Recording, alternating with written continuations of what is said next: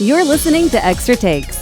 Each week, we continue the conversation beyond the message, taking a deeper look at what it means and how it shapes the way we live, lead, and follow Jesus. Well, hello, Northland family and friends. Hey, welcome to another episode of Extra Takes. I'm your co-host, PJ, along with Born Ready Matt Shiles. He was born ready. He was born ready to do this podcast. Well, you went quick. You counted down from 5, and then you started after 4. Oh, I did? Yeah. Okay. It's going to be one of those You said days. you were born I'm ready. Let's go. Let's do this. All right. Let's jump dive in. Let's dive in. I said I was born ready. You didn't believe me. You go, okay. It wasn't very convincing. It wasn't. No. But one day. One day it might be convincing. Yeah. Okay. One day I'll get It won't. It's not today. It's not today. Maybe tomorrow. You can try again tomorrow. I'll try again tomorrow or next week. But this is week 2 Ooh, me too. under pressure and stressed out. You stressed out yet? I mean, I was already stressed out, but it's interesting because the series, Under Pressure and Stressed Out, but we need the second part, which is Crush Proof in Your Life. And the first 2 weeks feel a little just focusing on the under pressure and stressed out. Wow. Yeah, I'm running diagnostics. You are revealing for us. There's like groans in the, I'm running in the diagnostics. congregation. Like you It's are like- revealing. It's like going to the doctor and instead of them giving you medicine to help your symptoms, Yeah. they're diving underneath Yeah. to actually see why you got the symptoms in the first place. And it hurts. So, because I did have somebody come up to me like, when you going to give us handles for how to deal with it? I said, well, you got to wait. And then the person said, well, 90 people are drowning. And I'm like, well, I did tell them they can have counseling.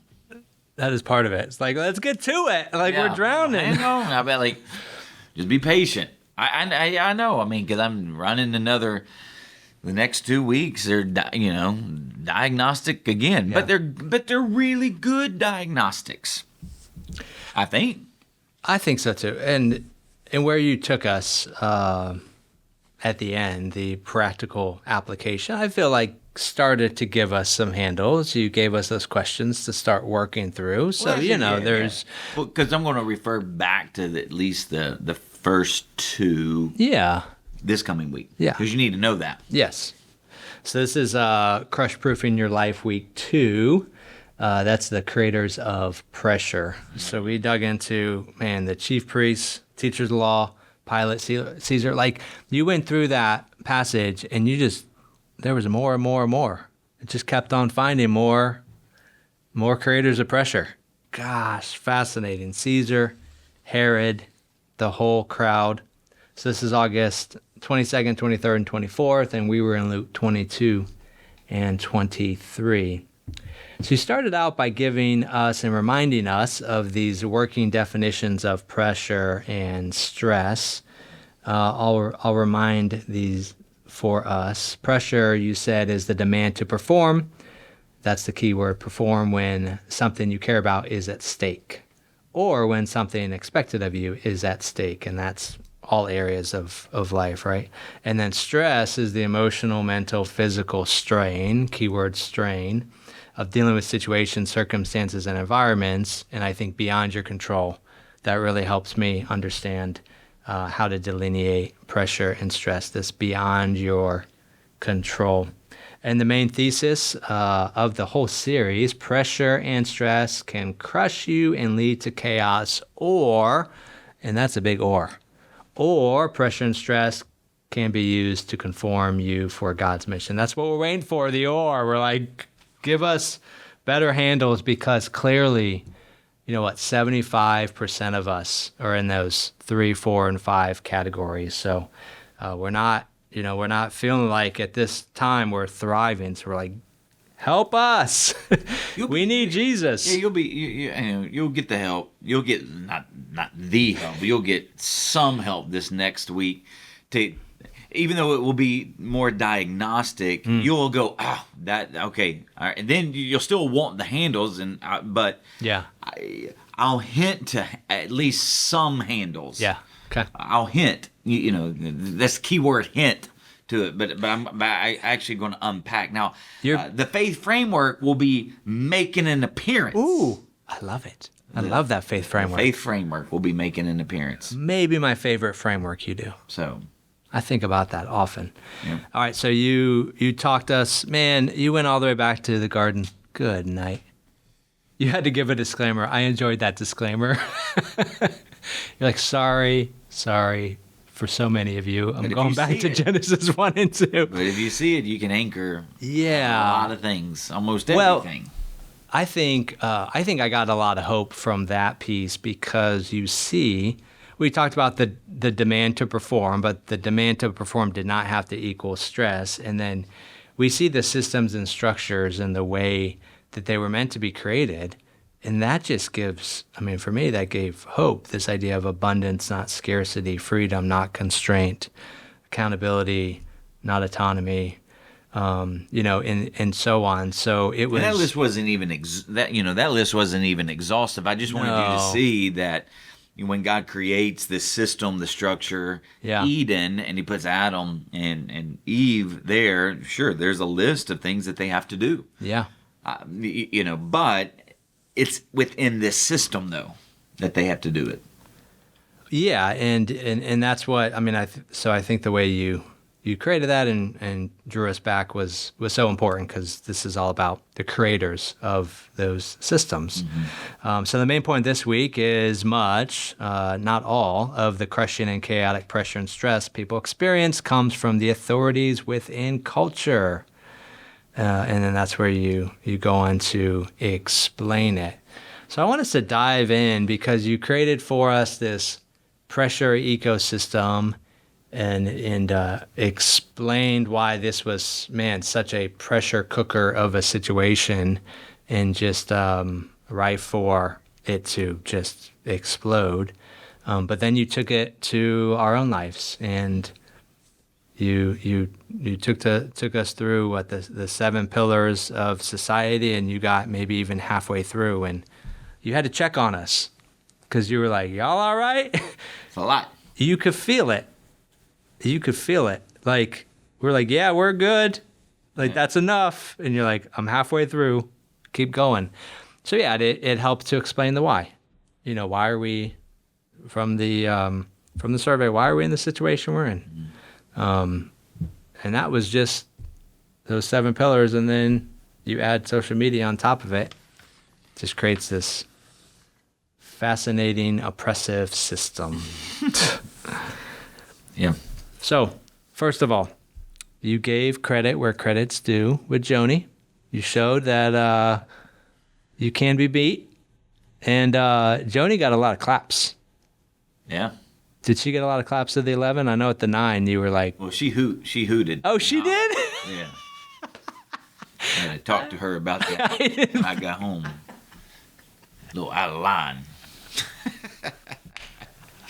I love that. Yeah. Oh man, and somebody in the foyer did tell me that they sent a picture to you of their score and it was higher than your score. So there's a little competition going on. There is. Oh man, I love that.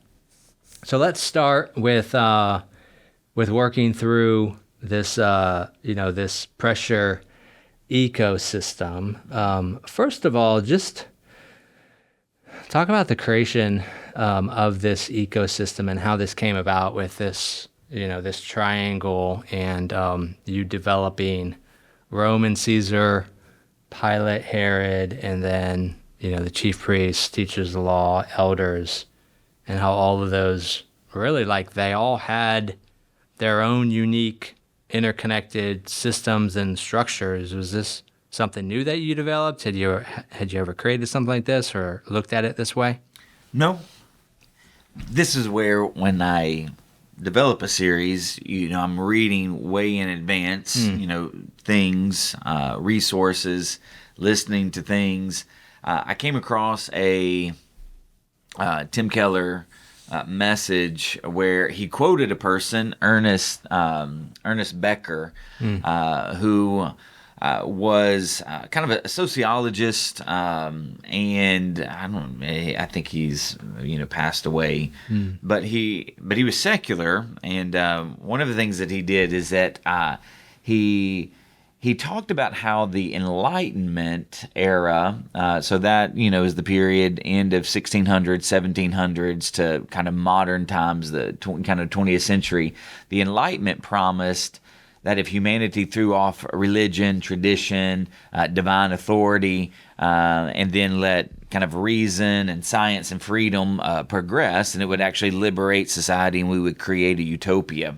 But here's what Becker argued. He said, instead of freeing people, modernity, because that's what the Enlightenment led to, is this kind of modern period. It didn't actually liberate people. It didn't create a more humane society, a utopian. It actually kind of created more of a dystopia. And what it did is that it actually created systems of pressure, anxiety, performance, and oppression. And so I actually started with that, going, okay, from a sociological point of view, because this is part of where we talked about last week, is I love integrating theology and different areas of study like sociology or cultural anthropology and stuff like that. Yeah. So then, as I think through now because I knew what was going on. I mean, that's the thing. A lot of times, like I know the background, but many people don't. Like I had multiple people come up to me. I didn't know all that background about Caesar and about Pilate and Herod and about, that's important to know. But then when you look at, all of the interconnected webs and how they are interconnected, it really does create this ecosystem. I actually love that word, ecosystem. It's what we're building here, gospel ecosystem of how Church, Mercy Road, and all of our commerce entities work together in a webbed network to actually have a living, breathing testimony of what the gospel of Christ looks like in action, and then it does advance and participate God's mission. So it's this web thing. Well, same thing here, but this is the pressure ecosystem, and so you see all of these inner workings of pressure and even stress. Like if I would have got into the stress component, then I would have been there even longer. But you because here's the stressful component in all of this.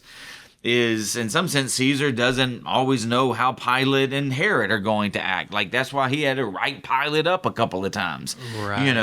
You don't know how the crowd's going to react. So you're stressed about that because it's the uncertainty that is actually beyond your control. Like you have Pilate and Herod trying to control the situation in their own way, but it's still limited.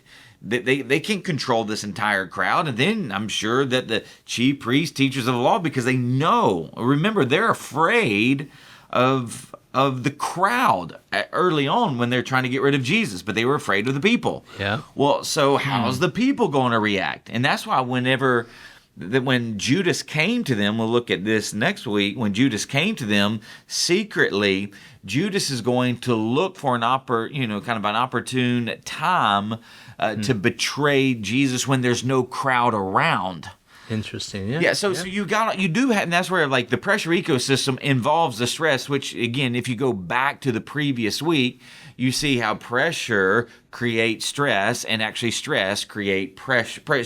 So you got very much. I just wanted you to see the demands that they had to perform in this system of meaning, that system of meaning is actually that's what actually Ernest Becker talks about. He talks about systems of meaning. So I did borrow that terminology, but he said nothing about this.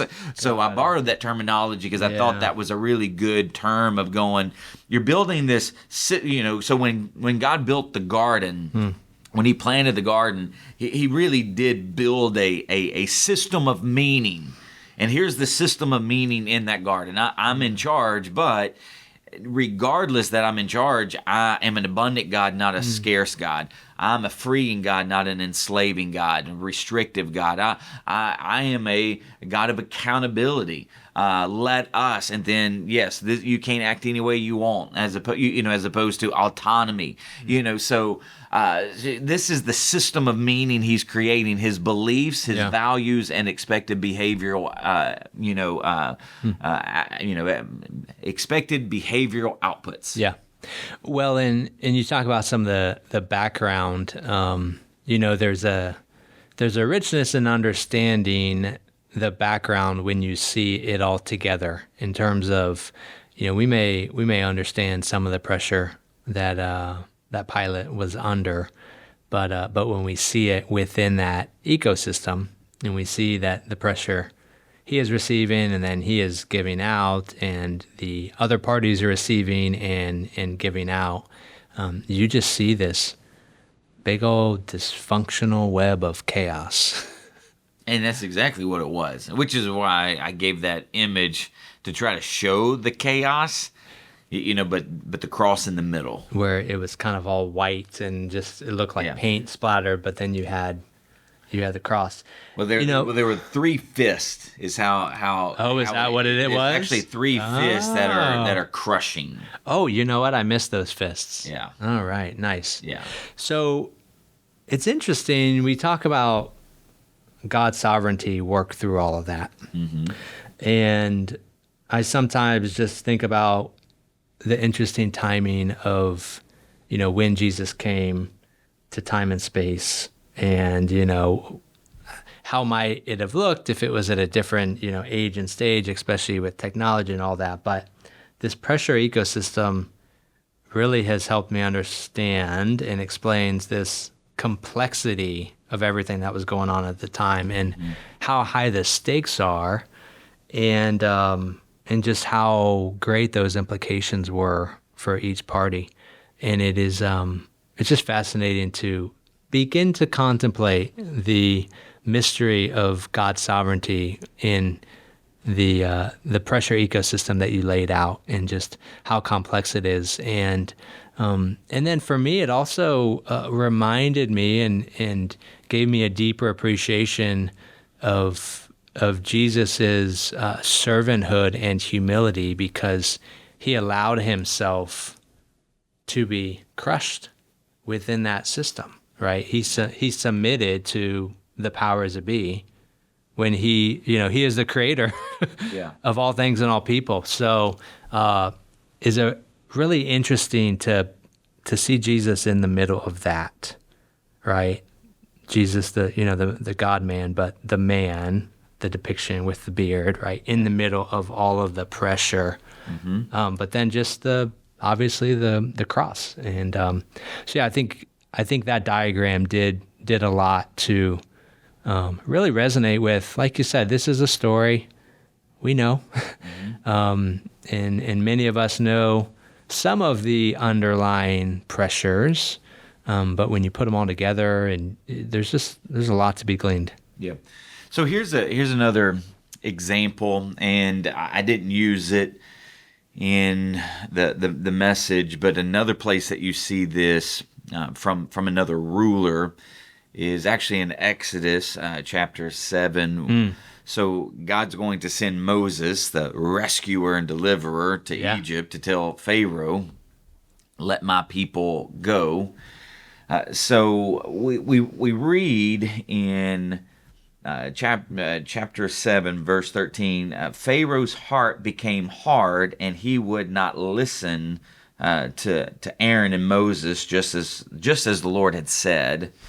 Then the Lord said to Moses, "Pharaoh's heart is unyielding. He refuses to let the people go."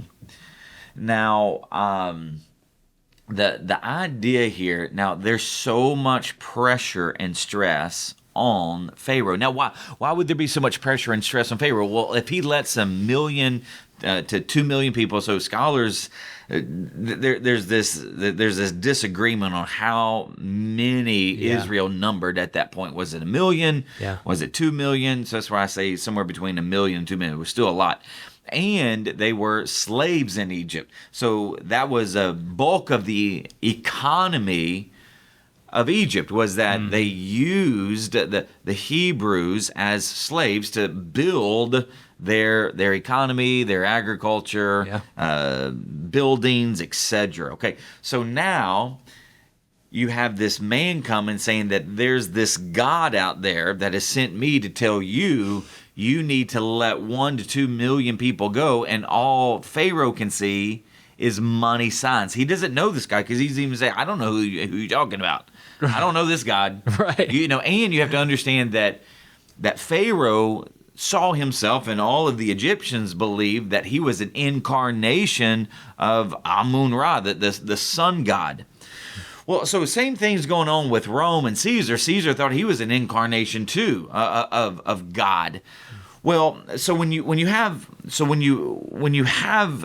this pressure on Pharaoh, there's this hardening of his heart. So there's this pressure, there's this demand to perform, to let people go, but there's also this internal mental and emotional strain that what if I lost 1 to 2 million people? And he starts thinking of all of the repercussions of Egypt if he lost all of these people. Yeah. So when you look at the crushing, so when you look at the crushing that leads to the chaos in Egypt, is hardening Pharaoh's heart that is leading to the chaos in Egypt. Because it's chaos. Because now, what's going to happen? There's going to be the plagues that are sent. So the blood, or the blood, the frogs. Then you got the gnats, the flies, the livestock, the boils, the hail. Then you got the locust. Then the darkness. Then you got the killing of the firstborn. Chaos. But that chaos was created by the pressure and stress that Pharaoh was under because he refused to yield to a God he didn't know, to a person who's asking him to relinquish power, position, profit. And so everything he's doing is trying to preserve, trying to prove that he is the God who's over whatever God Moses is claiming sent him. And so that's where you see how in God's sovereignty he works through Gentile rulers because he knows their heart. He knows how hardened their heart can become to preserve their power, to protect themselves, to prove themselves, and to seek the praise of people. And that's how he brought about redemption to the Hebrews, the Israelites in the Old Testament, is how he's actually going to bring redemption and reconciliation for the world. Wow. Had you considered putting that in, or that? I did, just to kind of do a flashback, but as you saw, it was already long. There was some denseness there. It wasn't just dense. It was heavy. Maybe that's a better word, because the topic. Yeah, there's just such a heaviness. So yeah, but that's so fascinating. It's interesting to look at a different example of a similar system and see how it plays out with the pressure. And yeah, that idea of hardening heart. It's one of the common questions that come up with God's sovereignty. How did that happen with Pharaoh's heart hardening? So it's an interesting picture to consider the pressure and God understanding, obviously, human nature and what happens, and him knowing, the pressure he's under and all of that you just described. So it's amazing. Yeah. So 6 months to a year from now, what's something you want to remember from this passage that you think will be long lasting? Well, I think people will definitely remember this passage, and they'll never read it the same because they're just going to think of pressure and stress. And again, I'm trying to give handles to actually what was going on in the text and how God's working through all of this. Like we'll see this coming week how God is working through the disciples, Peter and even the others, because here's the thing that Jesus knows: they're going to fail. They're going to buckle under pressure, but failure's not going to be final. Because there is so much like the demand to perform, and there's so much of the stress that's coming up that it's just this uncertainty swirling around these systems, these situations, these circumstances, and these environments. And so I think you're always going to kind of read Luke 22 differently, because it is the anchor text. We're not moving to any. We'll move a little bit when we get to Jesus, because you have to build out. Well, what prevented him from being crushed? Well, you got to look at his life, because you've actually got to build something that actually withstands the pressures and the stresses. And so we'll look at those key handles. Awesome. But what I hope people take away is really how do I diagnose the pressure and stresses I'm dealing with right now? Because here's what I would say, and I think this is what hopefully you took away. Like, there's a lot going on in your life, pressures and stresses that you've allowed other people to create in your life, and that you're trying to live up to their expectations. Like the financial stuff, the financial pressures that you live with, you've just let culture dictate those financial pressures to you, because you bought a house that you really shouldn't have bought because of the pressure of, I need to get this house so I can look a certain way. So I bought this new car because I want people to see, hey, I got a new, I need a new car. You need a new car. But now you added financial pressure and financial stress because you got that new car, because you thought you needed that new car because of what somebody else said, or because the clothes. You feel like you gotta wear a certain a certain brand of clothes because you've got to keep an image. Well, who told you had to do that? So that's what I'm saying. And I didn't even get into all of that, but that's what I insinuated with all of these things. Well, in those seven spheres, 7 pillars, they are holistic. So if one of them doesn't get you, the other ones will. Yeah. With family, church, government, education, business, arts and entertainment, media, and as you were talking about, man, our sinful nature is drawn to at least some of those, and I really believe that it is actually not our conscious decisions that everything you were describing. So often it is the unexamined life. It is us not considering deeply how we are being shaped and formed by the world, and we are just being swept away. Yeah, because that's where, when you look at the pressure ecosystem, and in the center I put beliefs, values, behavioral expectations. So all of those buckets. Family, church, government, education, business, arts, entertainment, media. And again, in your church, tab, you could also think about your close network of friends, your community, the tribe, in some sense that you're part of. They're telling you what they believe, what you should believe. They're telling you their values, what should be your values. They're telling you how they perceive you ought to behave. So they're giving you behavioral expectations. And so now they're creating the pressure, because that pressure is coming from the system of meaning, beliefs, values, behavioral expectations.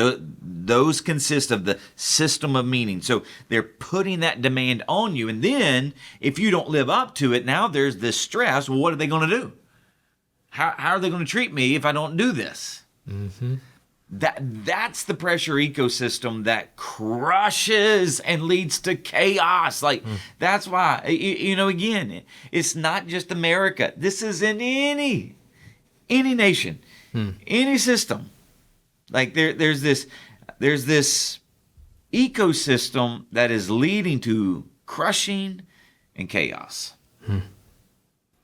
Well, when we look at that pressure ecosystem, you didn't stop there, because then you showed us how social media really has all of these social media outlets. Then each of those 7 uses the social media outlets to multiply the pressure.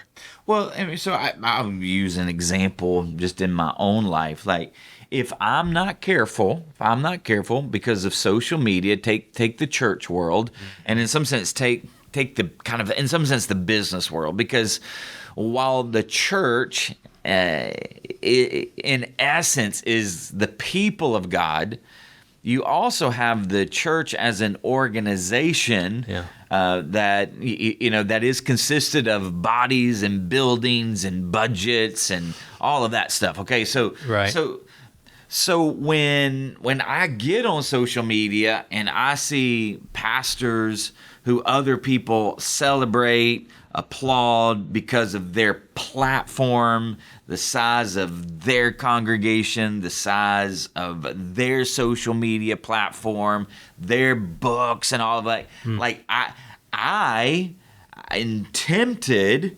to go, I got pressure that I gotta. I want that, or I got the stress. I'm not that, and what do people think about me? And they don't think that about me, and so that's where social media is this cultural amplifier that amplifies the ecosystem 24/7.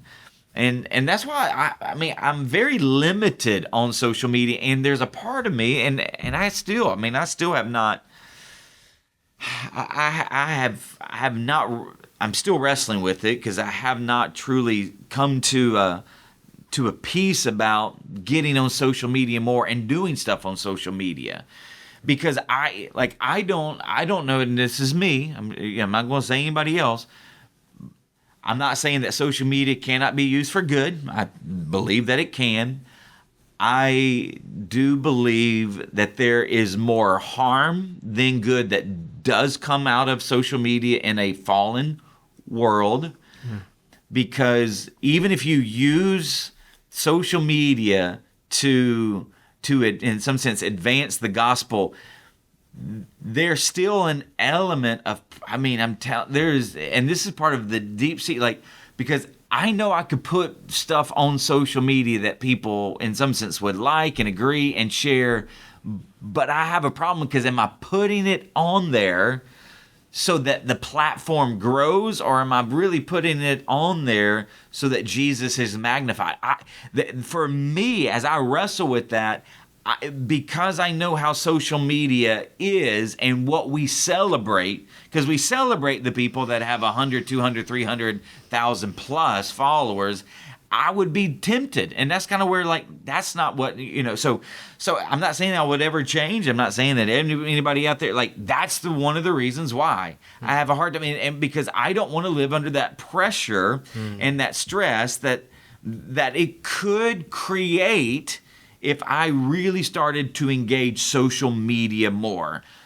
I believe the research speaks for itself, that those who are on social media, those who are consuming social media, they have a heightened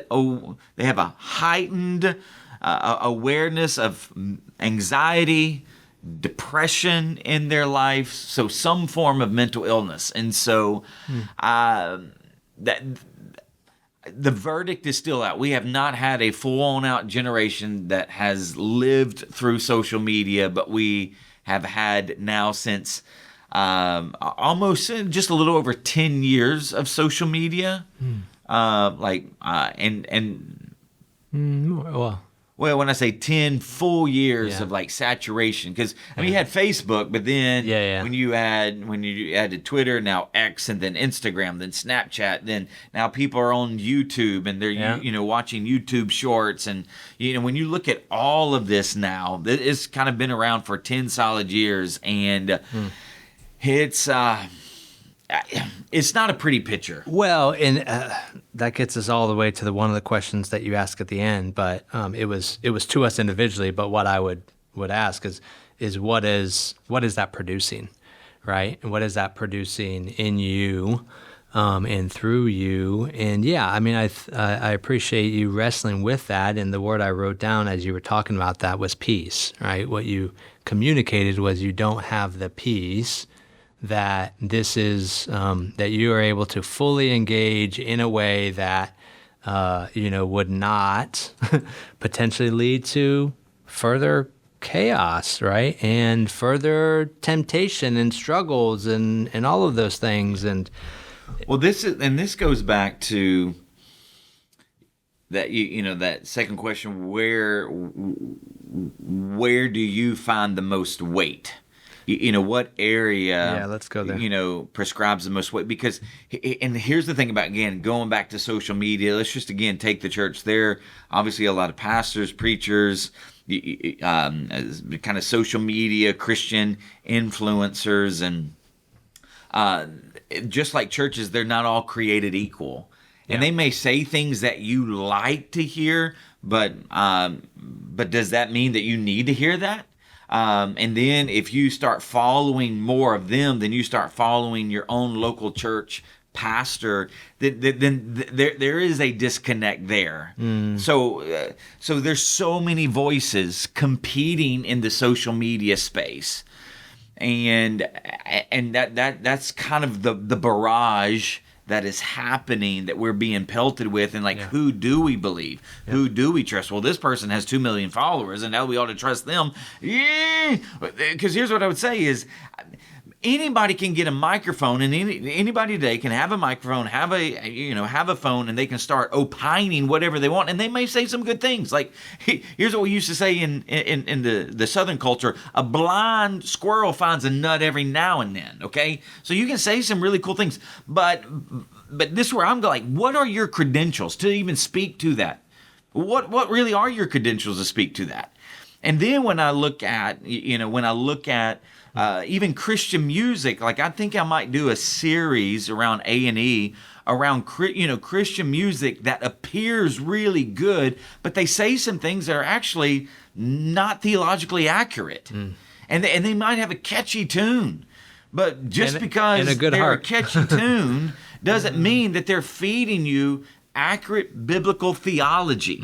And so that's my biggest concern today with the pressure and the stress that's already, existing in the world. Social media has amplified that, because there is a barrage of voices that if you just swipe up, you're going to find somebody that says something opposite. And then you will find somebody that didn't say it the way your local pastor, said it. And then it's going to create pressure and stress. Well, am I at the right church then? Well, because the person who has 1 million followers said it differently than and then now you put the pressure on me. Well, you ought to look at what he's doing. Well, and here's what I would say is, I'm familiar with what a lot of people are doing, and I'm not getting all heated because people have done that, but not here at Northland, but people do that to pastors. And then now you've added pressure. We want the demand that you say what they say, how they say it. Now, I used to get people like, you ought to preach like John MacArthur. I ain't going to be John MacArthur. Don't want to be John MacArthur.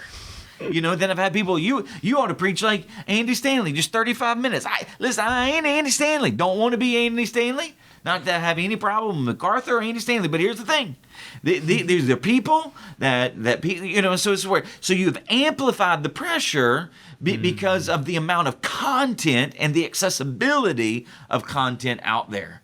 And I'm telling you, it will crush the living life out of you and lead to chaos if you don't know where it's coming from.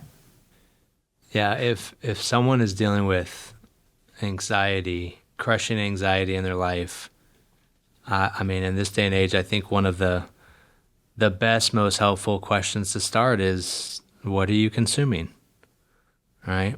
And if it is a lot of social media, as you dial down that noise and those voices and that pressure, I've had conversations in the last couple of weeks about people that have felt convicted to do that, and they're like, just in a couple of weeks, I don't think the way I used to think, and I don't feel the way I used to feel, and it's very freeing and it's opening and it's fascinating.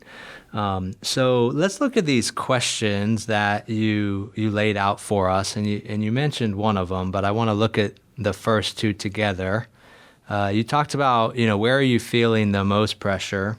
And then the second one is whose pressure carries the most weight. So explain a little bit more what you meant by that second one, because you said whose pressure carries the most weight. This is different. Like, why is it important to differentiate in our mind? Like, what's a potential outcome?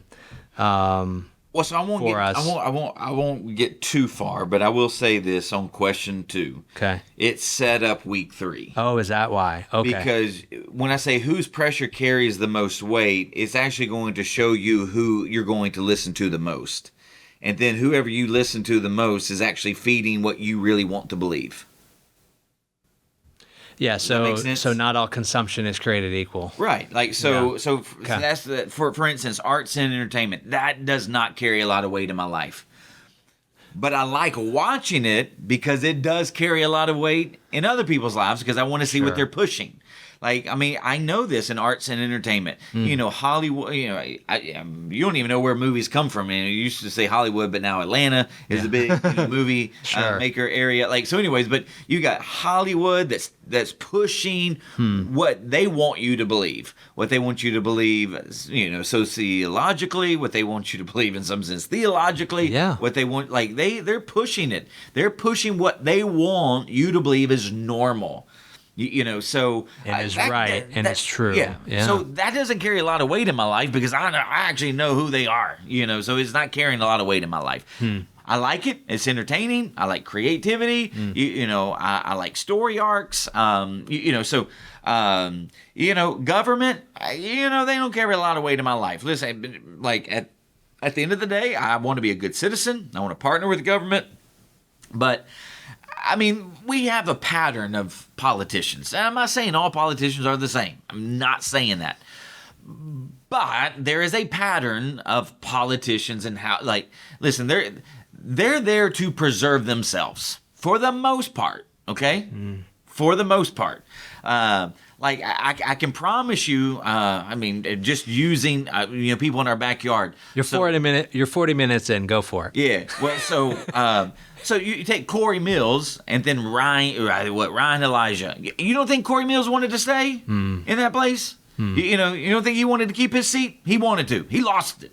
You know, so now the question is are these people actually going to live out their, in some sense, belief system, or you know, are they going to be, you know, swinging from the pressures of the people? Okay, sure. You know, so again, that's why I just don't put a lot of stock in that. Obviously, I'm going to put the most weight in the church in terms of the institution in which God has housed his when I say his authority. His word, his teaching, all of that.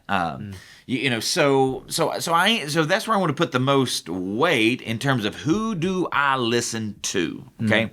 Now we put a significant amount of weight into family, because you know I actually trust you know my family, and they've had a pattern of life, and so I'm going to listen to them. So that's where, like, whose pressure carries the most weight, because it's ultimately going to give most of the shape and formation to your life. And again, that shape and formation can either be crushing, leading to chaos, or it can be conforming, leading to more effective mission in partnership with God. So that's where question 2 is going to come from. So that's where the faith framework is going to flow from. I just needed, you know, because I can tell you a lot of young people, they're actually being shaped by media and arts and entertainment. They don't know it. Because social media influencers, all of that, they're being shaped by, you know, what they're seeing on social media. Now, the older generation, you know, middle age and up, they're being, you know, shaped by media. They're being shaped by the cable news program, which you ought to, like, and being, you know, kind of, so. Well, it's interesting to honestly try to assess whose pressure carries the most weight. And realize, I didn't realize, I didn't know that I was given this much weight, right? So have a diagnostic of what you're consuming. I would say where your strongest emotions lie, where your strongest opinions lie. That may give you a good indicator of of what you're consuming the most, and then what you are giving the most weight to. Is it the most weight to arts and entertainment of what you're buying or what car, or is it to government of who's in office, or is it to education, yes, education or lack of education, whatever it is, right? So that's the scary part for me is so much of this is actually us, you challenging us to uncover what's there without us necessarily being intentional about it. Yeah. Right. And it sounds like that's where we're moving. Yep. And that's where the faith framework is going to be very helpful, because for many, Jesus will not be in the center. We will uncover that our faith, right? I mean, we've seen that throughout, but I can imagine we've got so many of us that are drowning. There's along the way, Jesus is no longer in the center. Well, and here's what we can see too, and we'll see this next week. Jesus can be in the center, but if it's the wrong Jesus, it actually will create crushing, chaotic pressure and stress in your life. Okay. So that's Peter. Okay. And the disciples. They were constantly trying to wrestle with, what type of savior, Messiah, what type of kingdom he was bringing. So go back to system of meaning. Okay. They're stuck in between two systems. So they're stuck in between two systems. And so, I mean, Peter's willing to die. He is so willing to die for Jesus. But his projection of Jesus. Gosh, that's, yeah. So that's where it's so important, because there again it goes back to the system of meaning, the people, the church, the community that you're part of. If they are projecting the wrong Jesus, you still will experience the crushing and the chaos of pressure and stress. So they give you a little, yes, it does, foretaste. You give me so much to think about. Well, it illustrates why things are so complicated. Yeah. And here's an interesting part, too. I mean, that I was studying this morning, just getting ahead a little bit. Look at you. It's Monday. It seems that Judas knew more about the real Jesus than Peter knew about the real Jesus. No. Well, and now we do know that Satan has entered into Judas. But if you look at Judas's pattern of behavior, even leading up to it, I mean, he stole money from the treasury. Yeah. He complained about the woman's alabaster jar of this expensive perfume, saying it wasted. Do you know how many poor, impoverished, hungry people we could feed? I mean, so he has this appearance of godliness, but then he's going to sell Jesus out for 30 pieces of silver. So there's one or two things happening. Either he kind of does know that, well, this Jesus is not the Jesus that I thought he was when I first started to follow him. Because when I first started to follow him, yes, Messiah, anointed one, overthrow Rome, reclaim Israel, reinstitute the golden days, and I'll be right there. Sure. Power, prestige, position, right hand, I'll be part of that. But then, now where because he's stolen money, complained about the waste of extravagant perfume, and then he's going to sell Jesus out. So one or two things happen. He either knows that, man, this isn't the Jesus I wanted to hitch my, wagon to, or I'm going to do something that will force him to really determine who he really is. Is he who I kind of suspect that I don't want to attach my life to him, right?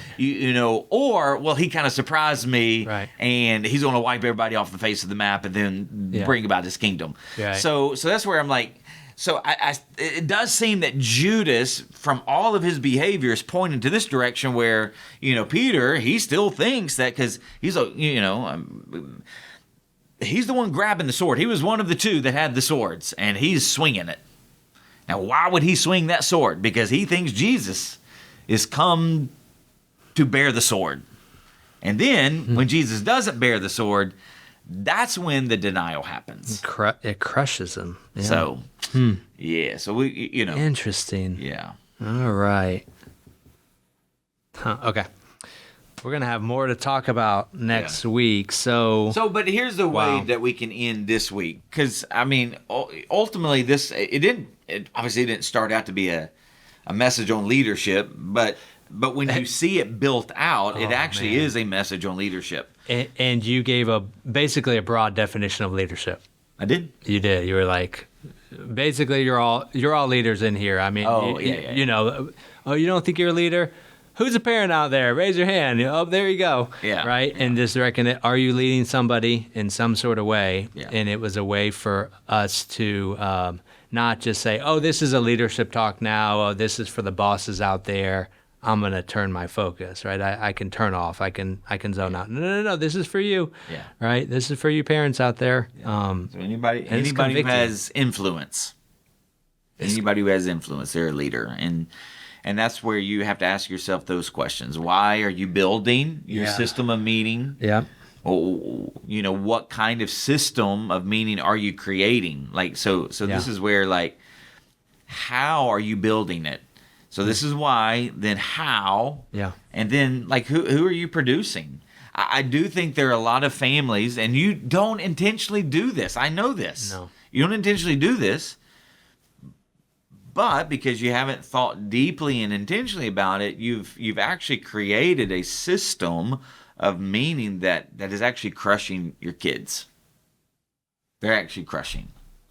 And so these are really good, deep questions to wrestle with. And here's what I'm hoping, and I don't know. I mean, this is what I'm hoping when I do series like this, or even when I preach. That yes, I'm going to teach you what the Bible says. So I believe with all of my heart, I've taught you what Luke 22 says. Right. But then I've actually put it in relevant contextual language to actually get you to think about how Luke 22 truly impacts you. And so you're integrating really theology with formation, with discipleship. I'm asking you these questions that you've got to wrestle with. I'm not putting them up there so that you go, please let me just get done. No, I don't want, here's the thing, I don't want the weekends to be, well, I'm just going to go hear a homily. I'm going to go hear an inspirational message so it just inspires me. No, I'm going to go hear actual teaching that if I pay attention, and if I start thinking deeply about this, it actually will give shape and formation to my life. Yeah. I think church has been treated more like a tack-on over the last several decades.